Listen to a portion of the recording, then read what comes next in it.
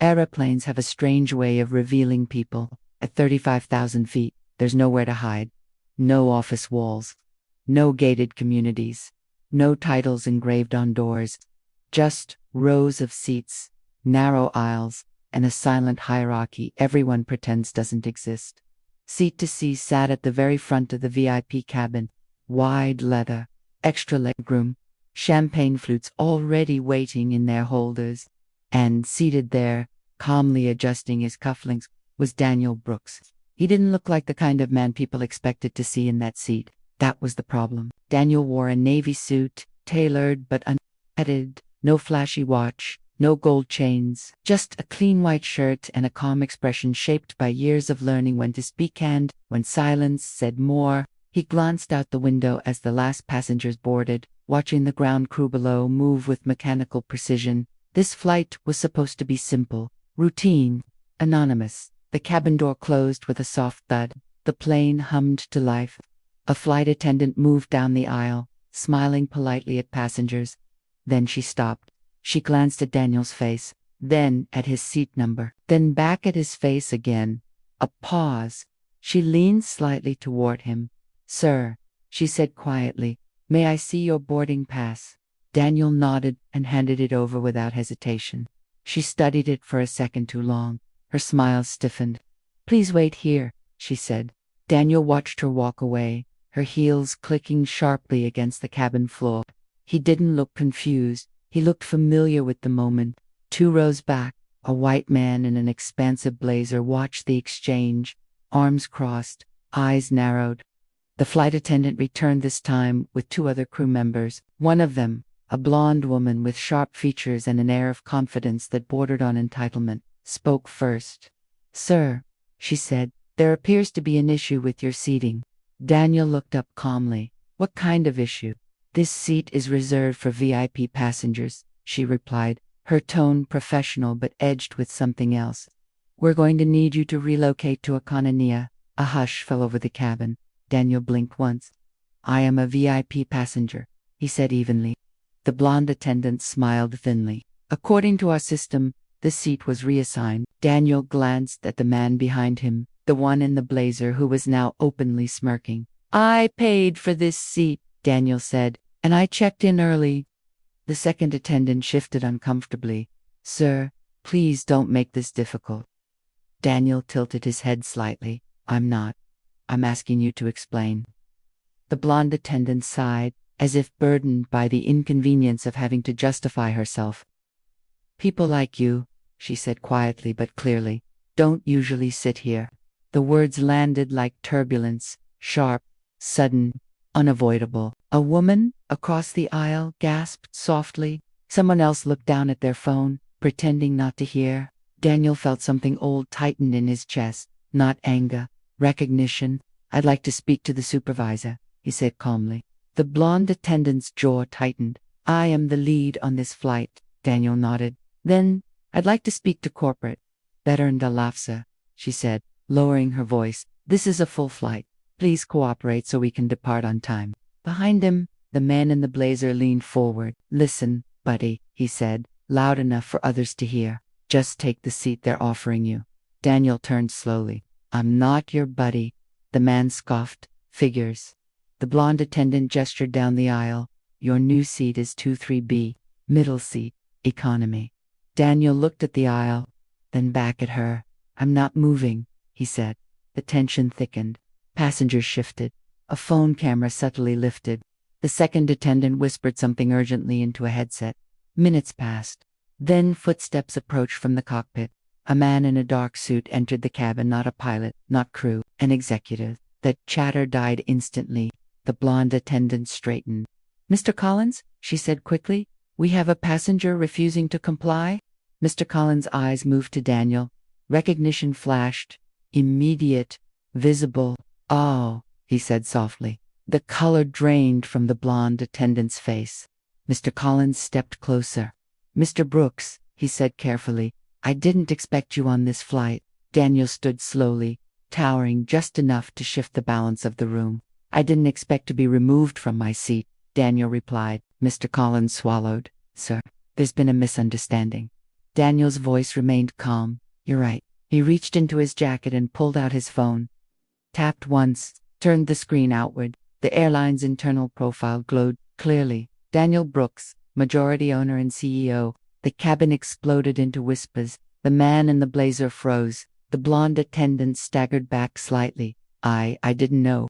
Daniel raised a hand. You didn't ask, he said. Silence. You didn't check, he continued. You assumed. Mr. Collins cleared his throat. This is unacceptable, I assure you. Daniel turned to the passengers. How many of you, he asked calmly, believed I didn't belong here?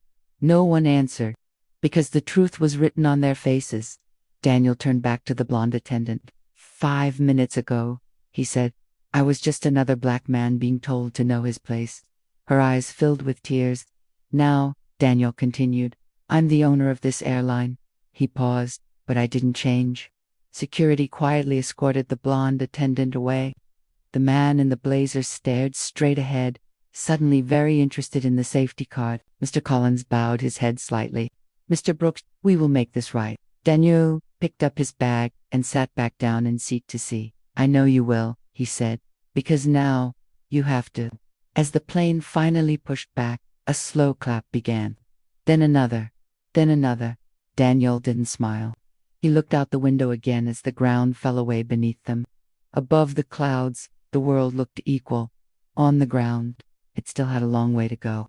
The aircraft leveled off above the clouds, the seatbelt sign chiming softly as if nothing extraordinary had just happened. But nothing felt normal anymore. Daniel Brooks sat back in seat to see, hands folded calmly in his lap, eyes forward. The same seat they had tried to take from him.